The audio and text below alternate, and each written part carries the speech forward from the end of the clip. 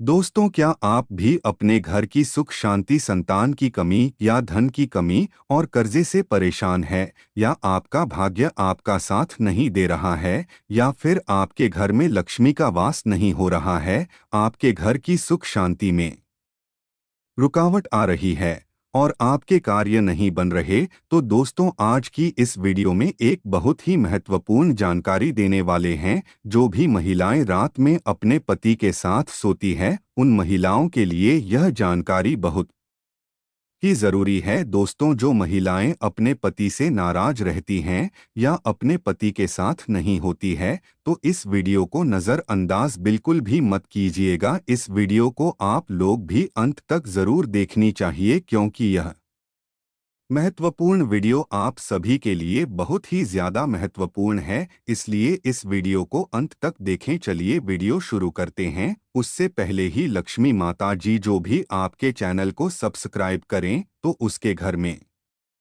धन दौलत की कमी ना हो और उसका परिवार सदैव हंसता मुस्कुराता कुशल मंगल। दर्शकों, किसी गांव में एक गरीब सेठ रहता था। जी हाँ, गरीब सेठ। आप सोच रहे होंगे से था और वह भी गरीब, ये दोनों विरोधाभासी शब्द एक साथ कैसे? यह सब भाग्य का खेल है। दोस्तों, हर इंसान के जीवन में कभी उतार कभी चढ़ाव आते हैं। उसी तरह दयाराम सेठ भी किसी जमाने में बहुत अमीर हुआ करता था और वह खूब दान धर्म और पुण्य भी किया करता था। लेकिन समय पलटा और वह धीरे धीरे अपना धन आ गया और आखिरकार आज इस हालत में पहुंच गया कि लोग उसे गरीब सेठ के नाम से जानने लगे। लेकिन वह कहते हैं न कि अच्छे कर्मों का फल देर सबेर ही सही मिलता जरूर है। ऐसा ही कुछ इस गरीब सेठ के साथ भी होने वाला था। जिस गांव में यह सेठ रहा करता था, वहां पर एक बार राजा के लोगों ने ऐलान किया कि जिसने भी अच्छे काम किए हैं,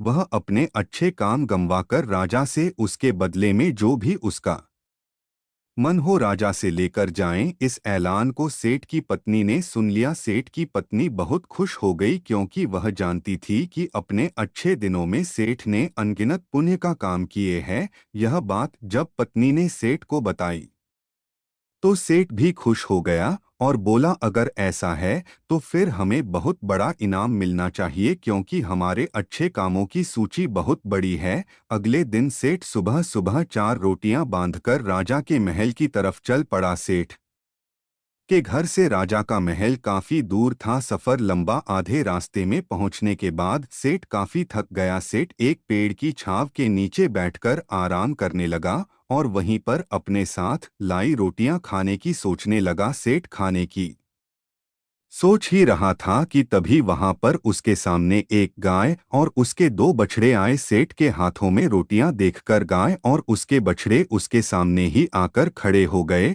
और उनके हाव भाव से सेठ ने समझ लिया कि वह भूखी है और सेठ से खाना मांग रहे। अपने अच्छे दिनों में सेठ के पास काफी गाय थी, इसलिए गायों का व्यवहार सेठ अच्छे से जानता। सेठ की परिस्थिति भले ही अभी अच्छी नहीं थी, लेकिन सेठ का स्वभाव बिल्कुल भी नहीं बदला था। मैं पहले से ही परोपकारी था, इसलिए उसको गायब हो गया और उसने अपने साथ बांध कर है रोटियों में से 2 रोटियां गाय को खिला दें। कुछ ही क्षणों में 2 रोटियां खाने के बाद गाय फिर से सेठ की तरफ देखने लगा, तो सेठ के मन में विचार आया कि यह गायन ज्यादा ही लगती है। बेचारी को 2 बच्चों को दूध नहीं पिलाना होता है, इन 2 रोटियों से उसका क्या होगा? सेठ ने उसके पास बची पार्टी की 2 रोटियां गाय को खिलाना पास वाले तालाब से सिर्फ पानी पीकर सेठ अपने सफर में आगे बढ़ गया। राजा के दरबार में जब सेठ पहुंचा, तो राजा ने पूरे दरबार के सामने सेठ से उसका नाम पूछा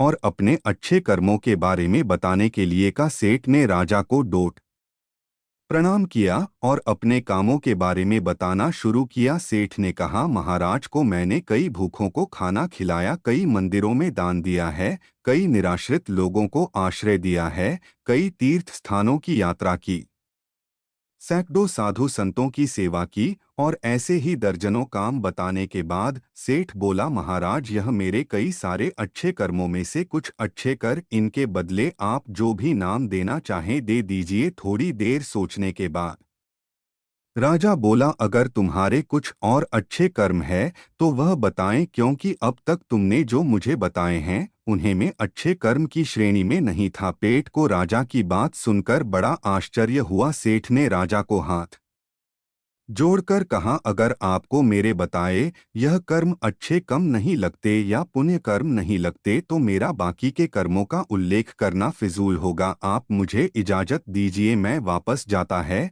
सेठ दरबार छोड़कर जाने लगा। तब राजा के दरबार में से एक ने राजा के पास जाकर कुछ कहा, जिसे सुनने के बाद राजा ने सेठ को वापस दरबार में बुलाया। राजा बोला, तुमने अपने आज की अच्छे काम के बारे में तो बताया ही नहीं। सेठ बोला, महाराज आज मैंने कोई अच्छा काम किया ही नहीं, फिर मैं आपको कैसे बताऊं। राजा ने उसी दरबारी को खड़े होकर सारी घटना बताने के लिए कहा जिसने राजा को उसके बारे में बताया था। दरबारी खड़ा हुआ और बोला, महाराज जैसे कि मैंने आपको बताया, मैं उसी गांव में रहता है जहां पर ये सीट आराम करने बैठा था, और मैंने वहां देखा कि कैसे उन्होंने अपना सारा खाना पास आएगा ला दिया और खुद बिना खाए सिर्फ पानी पीकर भूखे रहे। सेठ को पता चला कि राजा के इस बारे में बात कर रहा था, तो सेठ ने राजा से कहा, किसी जानवर को खाना खिलाना कौन सा पुण्य का काम है, और इस बात को तो मैंने कब का भुला दिया था। राजा ने सेठ से कहा, मेरे महान गुरुजी के बताए अनुसार में भी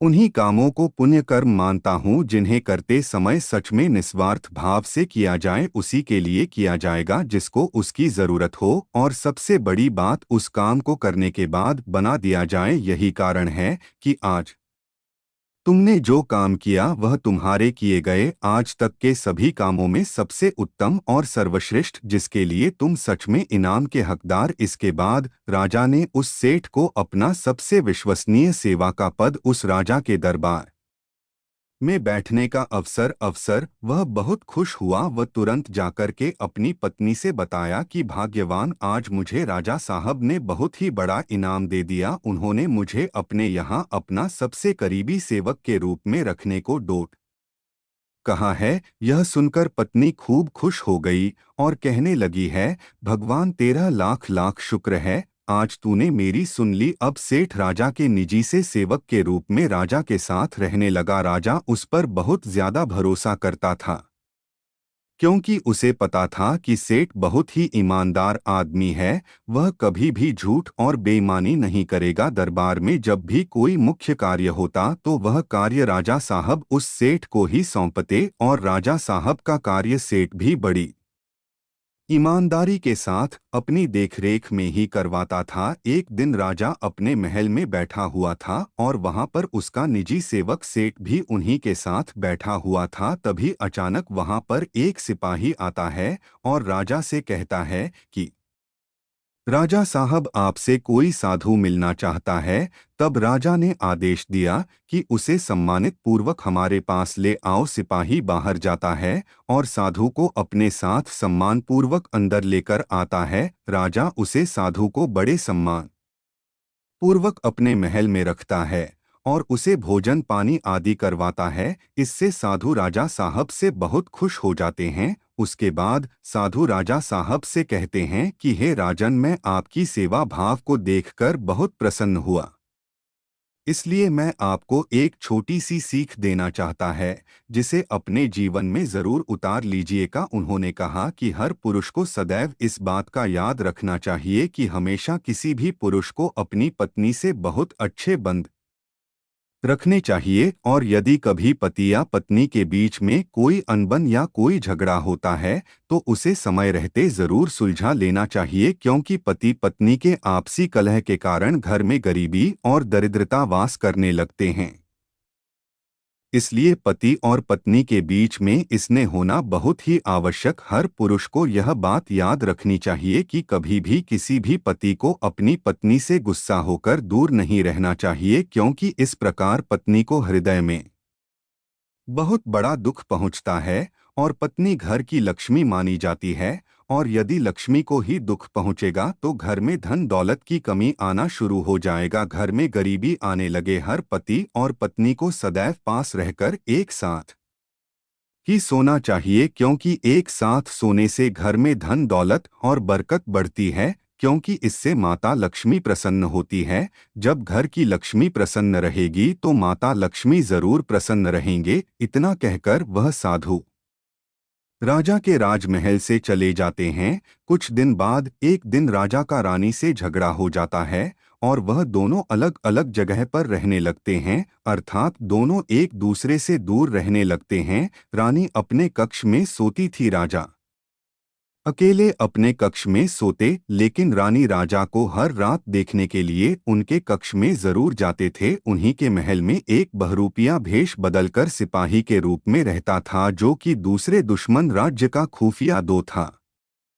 जब उसे पता चलता है कि राजा और रानी के बीच इस समय झगड़ा चल रहा है, तो वह इसका फायदा उठा आने की कोशिश करता है और राजा को मारकर सारा राज्य हड़पने की कोशिश करता है। एक रात वह अपने कुछ साथियों के साथ राजा को मारने के लिए उसके कक्ष में जाने को तैयार होता है, क्योंकि राजा अपने कक्ष में अकेला सोया हुआ था। उनके साथ उनकी रानी साहिबा भी नहीं था। वह खुफिया दुश्मन दूध राजा साहब के कमरे में घुसा और तभी उधर से रानी राजा को रात में देखने के लिए उनके कमरे की ओर आ रही। जैसे ही उन्होंने देखा कि कोई उन्हें मारने के लिए उनके कमरे में जा रहा है, तभी रानी ने पीछे से कुछ सिपाहियों को भेजकर उसे पकड़वा लेती है। सुबह जब राजा को यह सब कारनामा पता चलता है, तब वह रानी का लाख लाख धन्यवाद देता है और उसे उस साधु की बात याद आती है कि उसने कहा था सदैव पति पत्नी को आपस में मिलजुल कर एक साथ रहना चाहिए, क्योंकि इससे घर में धन दौलत की बरकत होती है और सभी का यह अच्छा बना रहता है। यदि सही वक्त पर रानी उसको अगर न पकड़ पाती तो शायद मेरा धन दौलत और ब्रांड सब कुछ दूर हो जाता। सच ही कहा जाता है कि घर की महिला स्वयं लक्ष्मी होती है और लक्ष्मी को हमेशा खुश रखना चाहिए। और यदि कोई पति अपनी पत्नी के साथ सोता है तो पत्नी हमेशा खुश रहते हैं और घर में सुख शांति धन दौलत की बरकत होने लगती है।